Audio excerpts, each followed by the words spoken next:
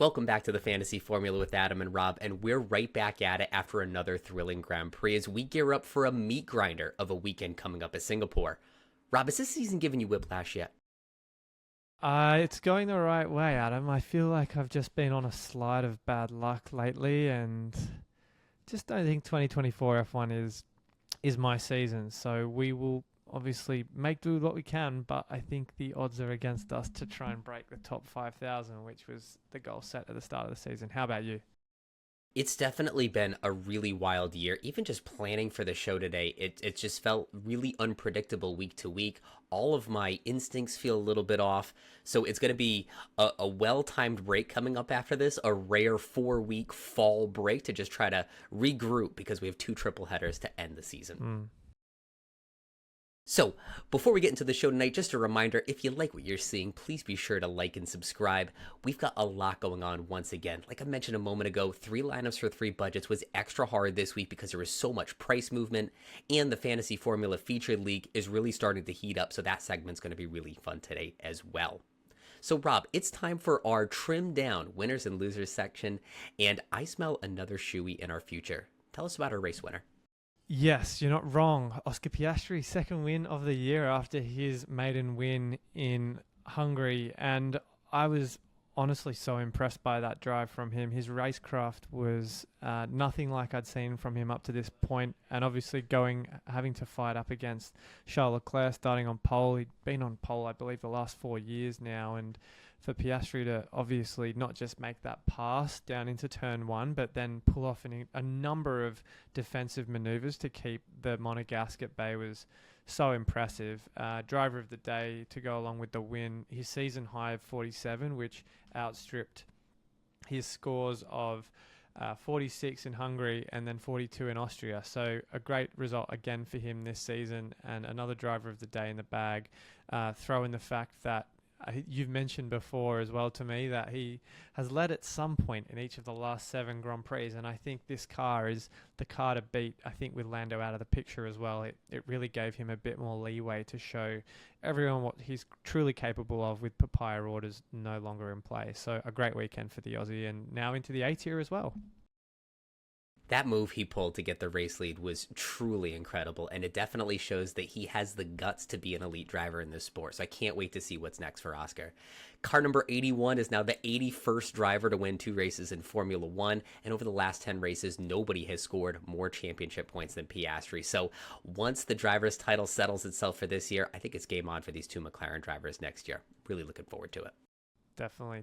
Talk me through a loser for you in Azerbaijan. So this week, a lot of people started adding Perez and Red Bull more than usual, considering his strong form at Baku. He previously had the most wins and the most points at this circuit and was consistently in the hunt for a podium finish throughout the course of this race. Now, that crash with Sainz on the penultimate lap was a brutal pendulum swing on a few different fronts. For F1 Fantasy, he was lined up for 27 fantasy points before the incident, and that would have been enough for his highest fantasy score since Miami. But then he walked away with just -2 points after the crash. Now, also, when you think about his race seat, he's a pretty big loser here because Helmut Marko keeps insisting that Liam Lawson will be in either a Red Bull or a V-Carb next year. So he's missed the podium now in 12 straight races, and he needed that positive momentum. So it's unfortunately all for naught for Sergio Perez. Yeah, I can't help but feel a bit for people that did take Perez on as a differential punt in Baku, because his history there spoke for itself. P1, P2, P1 in the last 3 Grand Prix at Azerbaijan. And I think, as you said, it could have been and looked like that confidence booster he desperately needed. And, now not just coming away with -2 points, but $0.5 million decrease. It just paints a very sorry sight for not just Perez, but also fantasy owners that, again, seem to be hard done by a bit of bad luck. Now, I know there was a lot of chatter after the race. Who was at fault for the accident? Was it Carlos Sainz? Was it Sergio Perez? Let me clear this up right now. It was me. Because with about 5 laps to go left in that race, I said to myself, wow, no safety cars at Baku. That's got to be a first. So I'm sorry, everybody. All right, let's move on now to our 5th Gear GARMS giveaway. The question this week is, who will be your 2X DRS boosted driver this week? Is it Lando Norris, Charles Leclerc, Oscar Piastri, or someone else. So the winner of our contest, we're going to pick somebody randomly during our live show this Saturday, and they will win a great prize from our sponsor, Fifth Gear Garms. Rob, who are you leaning toward as the week unfolds? Yeah, I think for me, as of right now, it's probably going to be Norris. Watch me take him out, obviously final fix him out in Baku, has a good weekend, keep him on my team for Singapore, has a stinker. So it'll be Norris only because I think I'm going to try and in the next few weeks set my team up for the 3X chip, and that will probably mean Norris and one of the other two guys on screen here, and it just makes it a bit more complicated if I'm taking Lando out and pushing him back in. So it's more than likely going to be him this week in Singapore. What about you?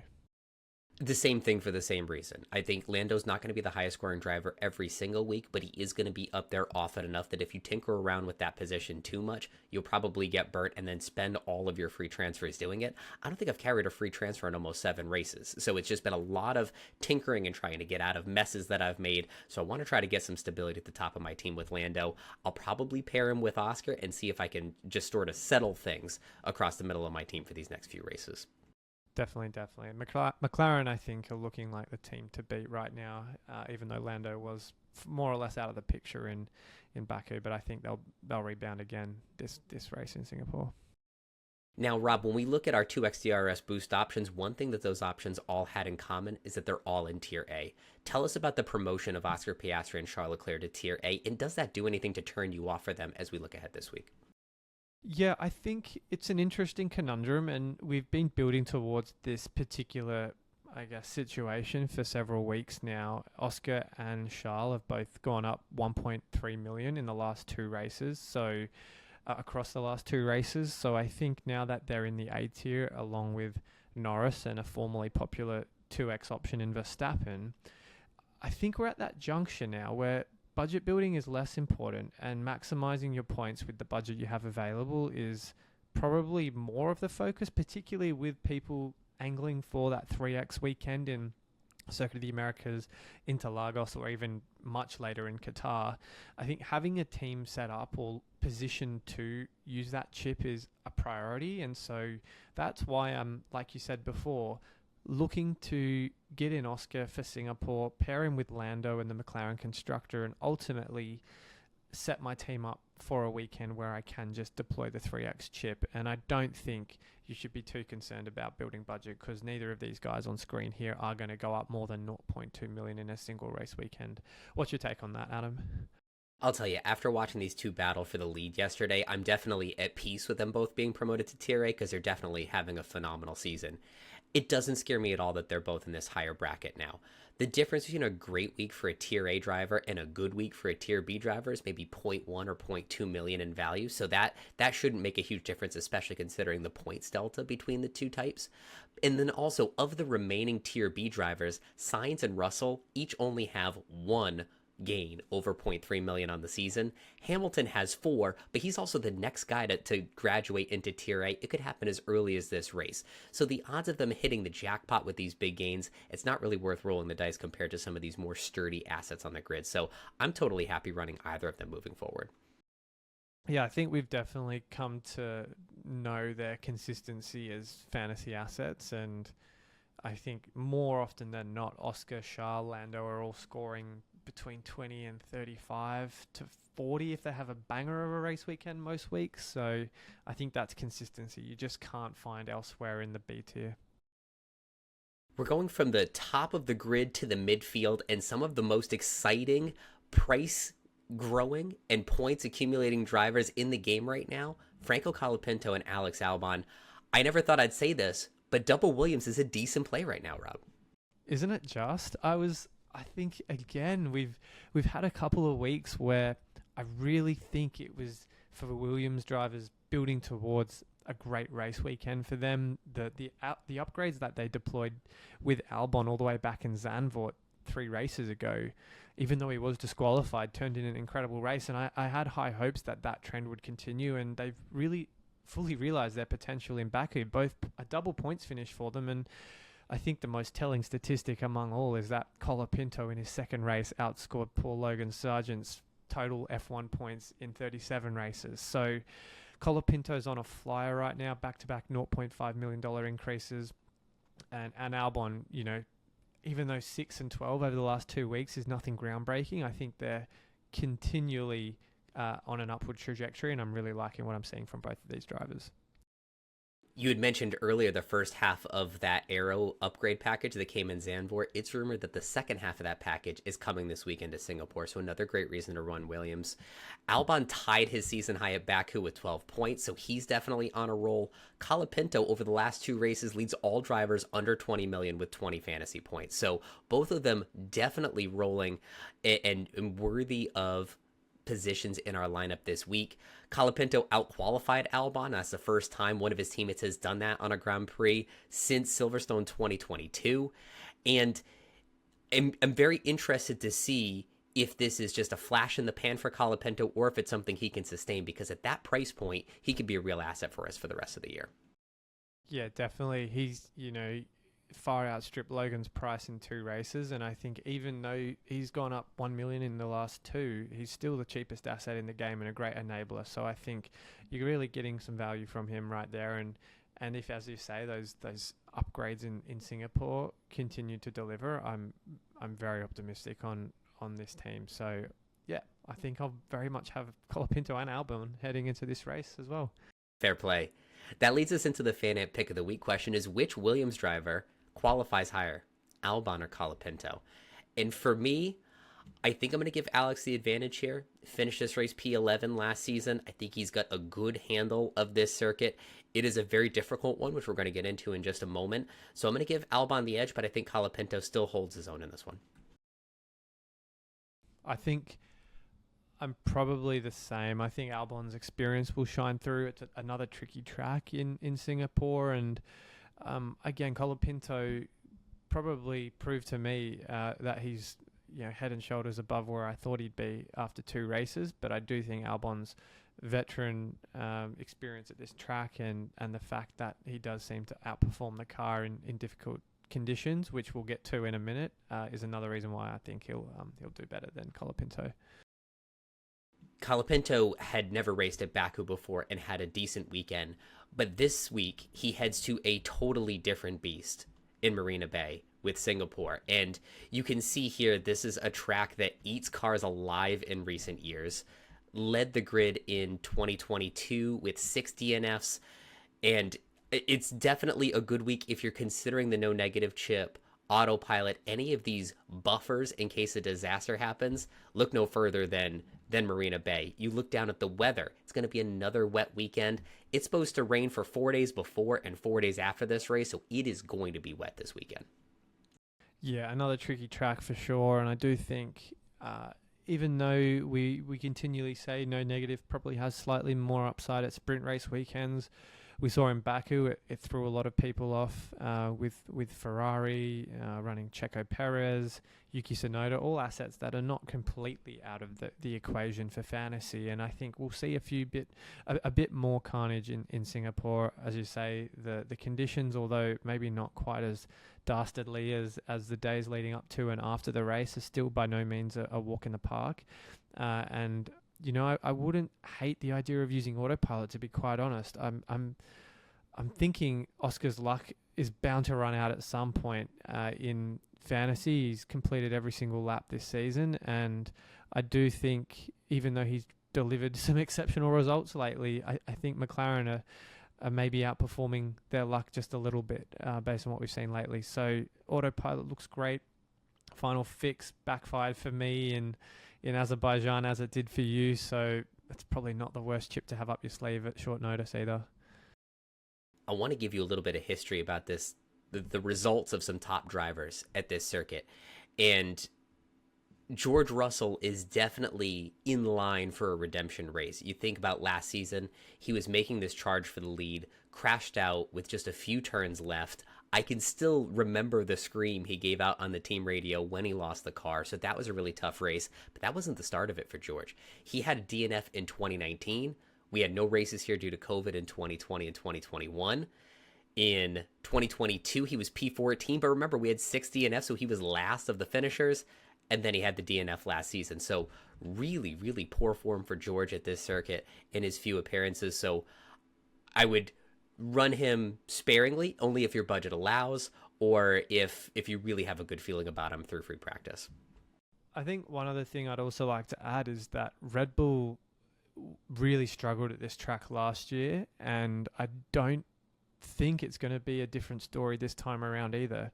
5 out of the top 6 drivers scoring at Singapore last year were McLaren, Ferrari, and Lewis Hamilton. So I do think Max and Checo have their work cut out again, and Horner and Marco have been on record saying these corrections to the car are not due until Austin. So I think we've got at least one more week when running McLaren, Ferrari, and Mercedes are probably the best options for us.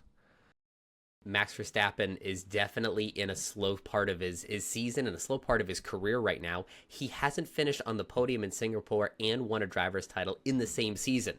So his poor form has started just in the last 2 years, and I'm not sure if they'll be able to correct it for this week. So if you're staying away from Red Bull, I would keep that trend going. Now, Rob, I want to move on to a pretty bizarre case that we woke up to this morning after Baku. Ollie Bearman came into this game at $15 million. And a lot of us question that's the same price he exited in a Ferrari, so that's really expensive for a Haas. Then the game reduced his price by $1.7 million after a pretty good start last week. What do you make of that? Yeah, I think I'm no mathematician, and I think there's been a lot of quizzical things that F1 Fantasy have done at the moment that hasn't made a lot of sense. But there was an interesting theory posed by F1 Fantasy Tools, the tool we rely on just about every week to inform our decision making, and they were of the view that Bearman never really got that correct price tag. Obviously, that 15 million carried over from his Ferrari days in Saudi Arabia, instead had Kevin Magnussen's 12.8 million behind the scenes, and then had enough points in Baku to get that what should have theoretically been a $0.5 million increase from 12.8 to 13.3, which is the number you see on screen here. But realistically, for people who had Bearman at 15 million, they've obviously copped a $1.7 million drop. So again, make it make sense to me, Adam, but it doesn't seem like there's a lot of thought behind some of these price changes behind the scenes at F1 Fantasy. No, because if he was at Kevin Magnussen's 12.8 million, he would have, as you can see on the screen, Zhou Guan Yu, Esteban Ocon, they scored 7 points. They're in Tier C, and they went up $500,000, which is what we would have expected, which is why 12.8 plus 0.5 gets it at Ollie's 13.3. How we all got to this point is still beyond me. And it's a triple whammy. For the 1% of teams that took this leap of faith on Ollie Bearman, you had to pay an extra big premium to get him in. You're saddled with this huge price loss, and now you have to get him out of your team because that new penalty in minus 25 is coming at you this week. So just really burn after burn for teams that had to go with Ollie. Yeah, tough week, but I don't think he was ever really an option to begin with, Aussie. Ugh. The poor guy. I think some people are sentimental about him because he had a great debut with Ferrari. Now he's the first driver to ever score points in his first 2 F1 races with different teams. So a lot of good vibes around Ollie, but unfortunately, he leaves his fantasy season on a bad note. We will see you in 2025, Ollie. Let's move on now to the Fantasy Formula League leaderboard, and things are getting really interesting here, Rob, because Porsche F1 had Lando Norris in his 2X spot, kept him there, resisted the final fix, had himself a really good week. Meanwhile, Leapers 1 took a little slip in the rankings, but is running a 3-headed monster with Oscar Piastri, Charles Leclerc, and George Russell.